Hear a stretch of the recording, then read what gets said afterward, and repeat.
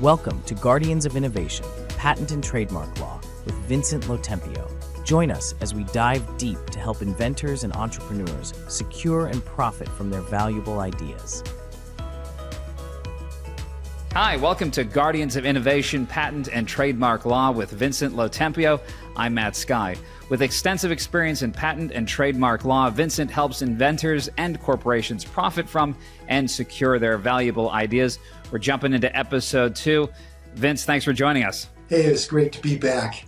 Okay, so let's get into it. What are the common pitfalls new inventors and entrepreneurs often encounter when navigating the patent process? And then how can they avoid them? Well, obviously, the first thing is not keeping it secret and not coming out right away and trying to protect it. You know, I always say it's easier for me to protect it ahead of time than try to fix it afterwards, both for patent and trademark. You know, I see so many people come to me and they file something and it's so backwards and so messed up that you really can't fix it. You know, I always talked about, like in the last episode, about being a general contractor building the house. Now you come to me and say, hey, could you help me finish the house? And you got the roof and the basement. There's like nothing I can do with the roof in the basement. We got to start over from scratch.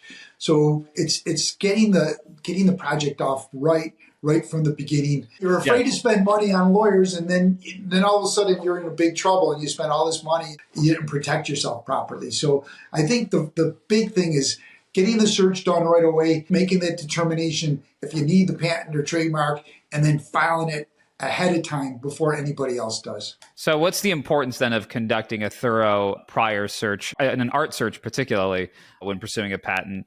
And how can new inventors effectively conduct those searches? So, you know, I always say, look, you can go to uspto.gov and start the search yourself, or you can go to google.com/patents. They have their own patent search engine, but it's like a quagmire. They just came out the other day with the 12th million patent. So as you're searching through a big haystack looking for your needle, right? And then usually what happens is they come back to me and, will you just do this for me? But certainly if you find the needle right away, you stop. You know, if you find it, you stop. The problem is you don't find it, you can keep searching forever, and you're searching for a negative. You hope you don't find anything. So there has to be a point when you know, you've done everything you could and we have a pretty good chance of getting this. So I always say, look, the first step in the process is the patent search. Whether you're going to do it for a myriad of reasons. 1, to stop the bleeding. 2, to be able to write the patent. 3, if you want to get investors or partners or venture capitalists involved, they're going to ask you, just like if you watch Shark Tank, they ask, what do they ask? Have you done a search? Do you have an opinion from a reputable attorney? Have you filed the patent? Did you get the patent? Did you do a beta test? How much does it cost to produce it? Right down the line. But it always starts with, did you do the search? That's the first step in the process. So let's delve a bit into the commercial potential of an invention. How can inventors evaluate that and find out, and what resources do they go to? There's a lot of inventors clubs out there, and that's probably the best thing to do. And the USPTO.gov, they have a lot of things that help inventors. They have a lot of resources that you can go in there. But I think the best thing is to find your local club. You work with people that have done it before. How many times you learn, you get your brains beat on, you learn your lesson, and then you go on. So, and a lot of times inventors, don't have an invention that works the first time. It's their second and third one, and they've already learned all their mistakes and they fought through it. There's another thing that they can do. Go to the Small Business Development Center, the SBDC, locally in your area. It's a federally funded program. It's everywhere, all over the country, and it's free. My wife always says, pick the low-hanging fruit. This is low-hanging fruit. It's free. They'll give you a counselor. They've been doing it for years and years. They'll put together a professional business plan for you.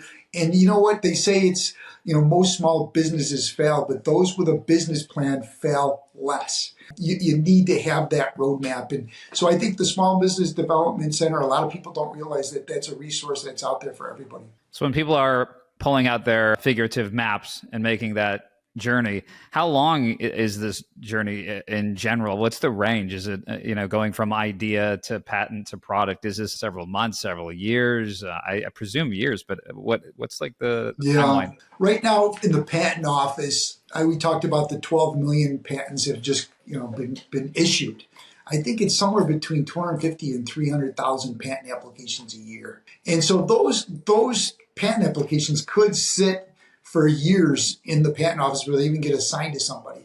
There is something called, what do they call it? Prioritized application, where you can spend another $1,000 and they'll guarantee you'll get your patent within a year. Usually you'll get it within 6 or 7 months, or you'll get a complete rejection saying you can't get it, but you'll know one way or another if you have it. So that kind of could push the patent process. So how does an attorney help protect an inventor's idea or product during the patent application process, particularly during confidentiality and preventing infringement? So the thing is, there's no infringement until you get the patent, right? Because there's nothing to infringe from. If somebody copies your idea or sells it, there's nothing you can do until you actually get the patent. So the best thing, you're talking about confidentiality, is keep it under wraps, and keep it close to the vest until you have to get it out there and start selling it. There is something called a provisional rights, where it wouldn't be fair that if somebody files a patent application and it becomes published and it's not a patent yet, and somebody reads that published patent application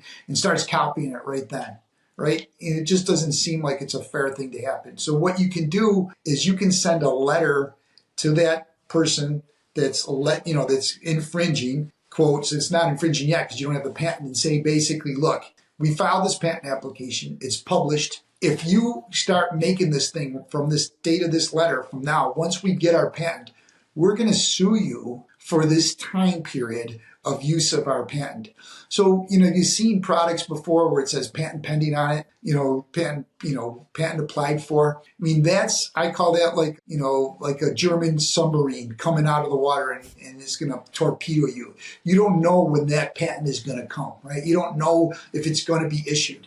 And I I ask a lot of clients, I say, look, if you saw this exact thing that you're trying to get me to patent right now, and you saw it on the market and said patent pending on it, would you even be sitting in my office?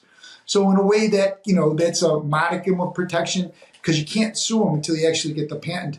But those are kind of ways to kind of delay or stop, in people from copying it. And at the end of the day, I say to them, look, no one's copying your idea unless you're making money. So if we're making money and we're selling this thing, we're going to have the money to hire litigators and sue them. So let's worry about getting our patent filed, and let's worry about making money, making that one penny that I talked about before, where you've gotten everything you put into this back plus one penny, and everything else is gravy after that. So let's worry about all parts of the chain. We're only as strong as the weakest link.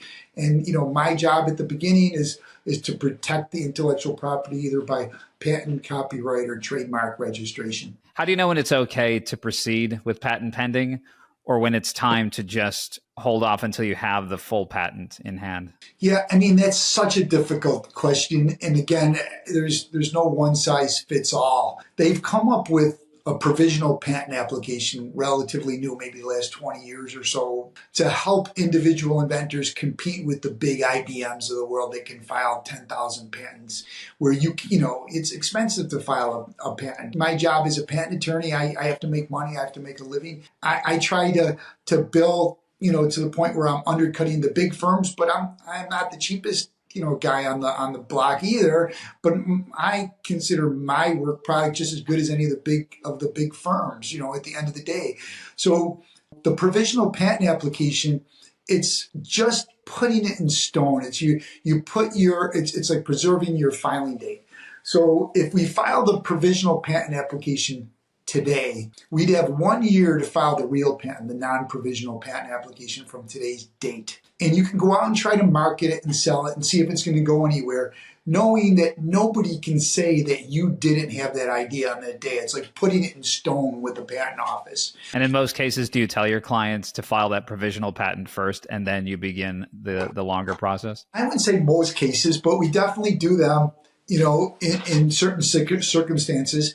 There's a lot of different circumstances. When I first started as a patent attorney, it was like 2000, so it's like 24 years ago, 1999.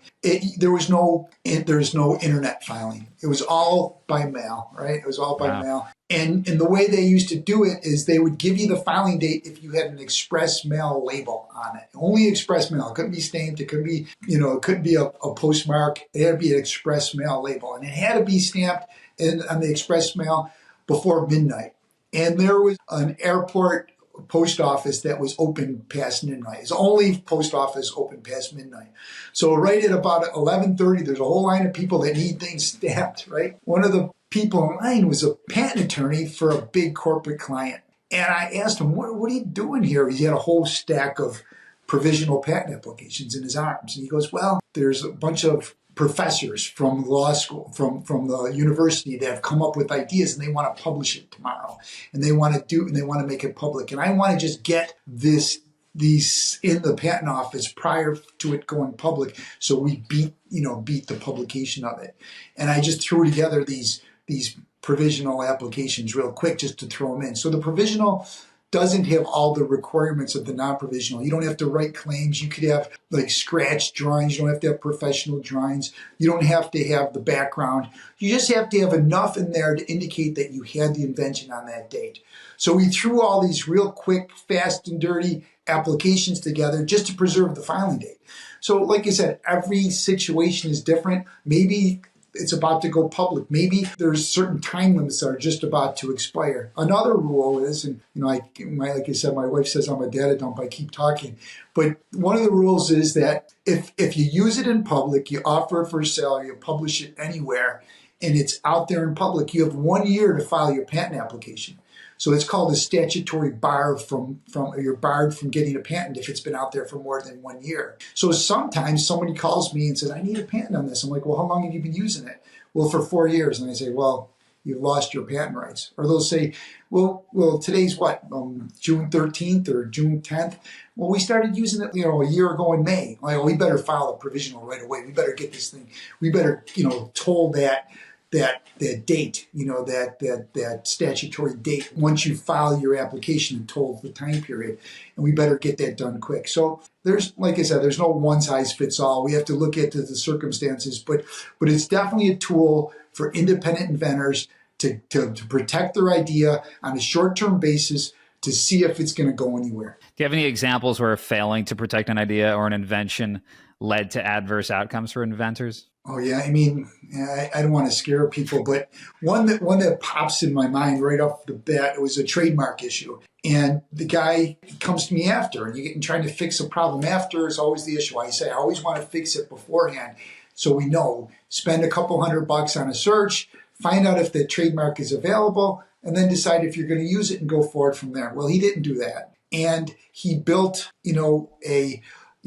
organic trade brand, raised awareness in all the New England area. It was like all along the East Coast, Boston. And he had a contract to put 75,000 cases of apple cider in all the top grocery stores all along the East Coast of Boston, New England area.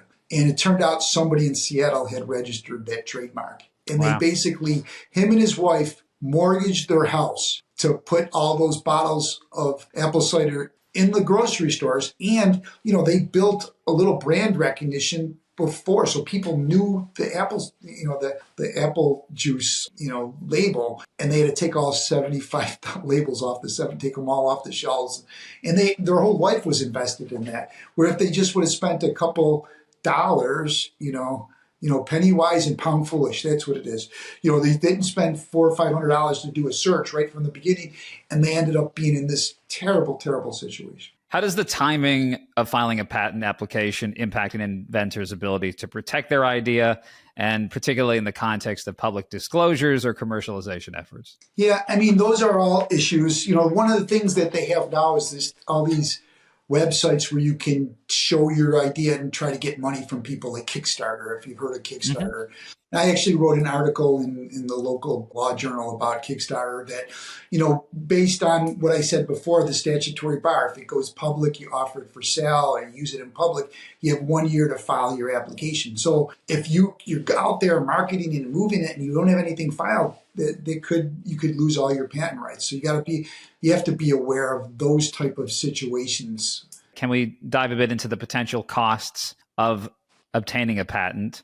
What are your tips for people with limited budgets? Yeah, again, you could negotiate with lawyers, and I have set fees, and I try to help people when you can. I know my model of working with inventors is to come with a flat fee, so at least they know up front what it's going to be. They're not going to get nickel and dime every time they pick up the phone. When I first started doing this, and this, like I said, around the turn of the century, I just started doing this for 20-some years. A client came to me and said they got a quote from a big firm for $12,000 to do the patent. And then by the time he was done, these big firms keep track of every minute. He was set over $17,000 he spent on it. So I basically cut that $12,000 in half and started, saying, look, whatever happens, I'm going to bill you this flat fee. It's going to be including the government fee, the drawings, everything. You're going to know exactly up front what you're doing. So don't get caught in that money pit. At least have an arrangement with the lawyer that you know what the dollar amount is up front so it doesn't get out of hand. My secretary always yells at me when I give out deals and discounts. We're not running a soup kitchen here, but I try to help the underdog. I'm always rooting for the underdog. I talked about in the last episode how I coach JV hockey. I still coach, and I like just to give back to the community. I don't even know any of the kids at the start of the year. I don't have any kids on the team. I'm just there to help. And at the end of the day, that's the bottom line. If I could help you, if there's something I can do to work with you, I'll do my best to help you. How can inventors monitor their competitors' patent activity and then spot potential infringement risks? Yeah, that's always a difficult thing. And there are firms out there, like for trademarks.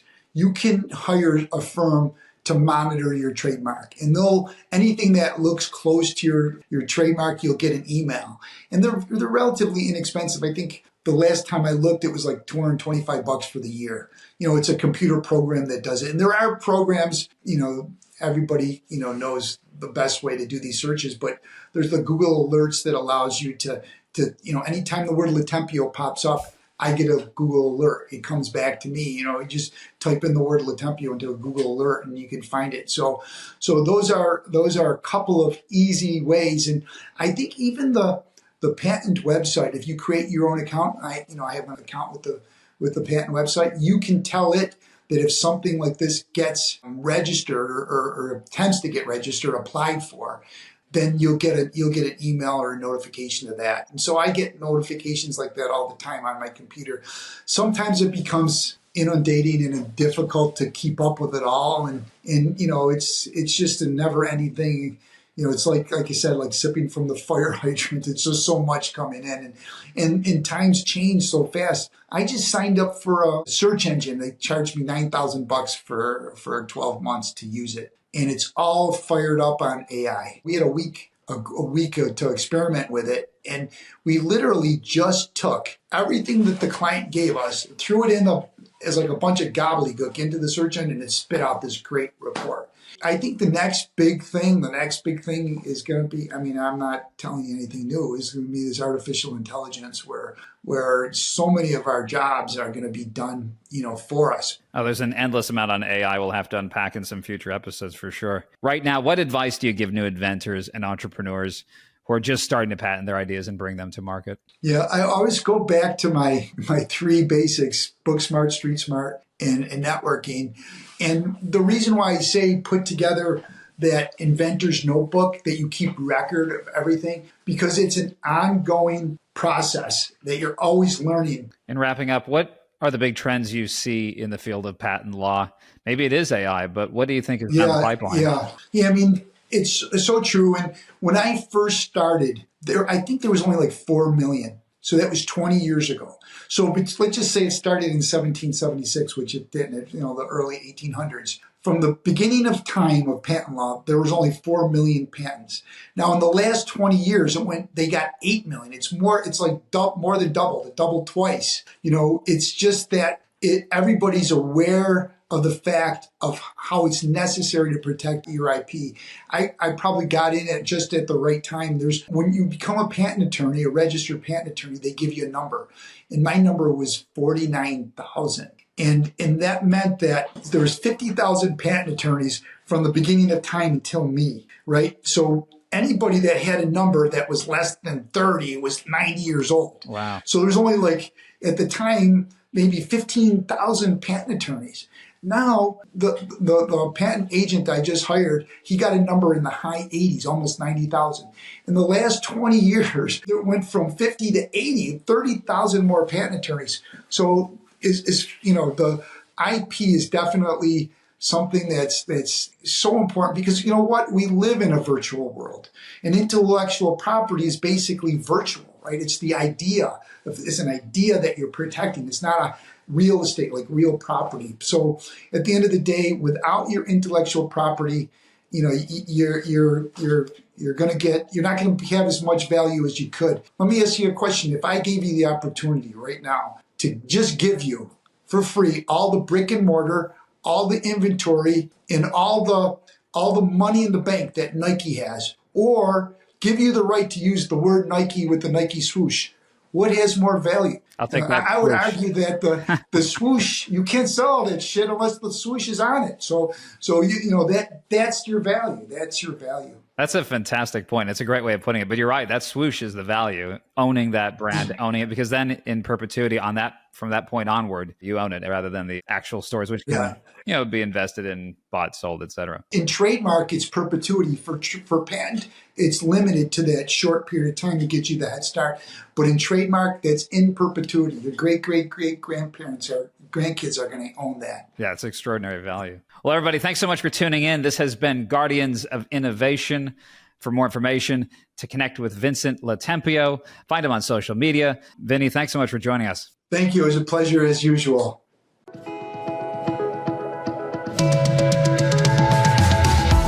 Thanks for watching. Be sure to hit that like and subscribe button and leave us a review in the comments.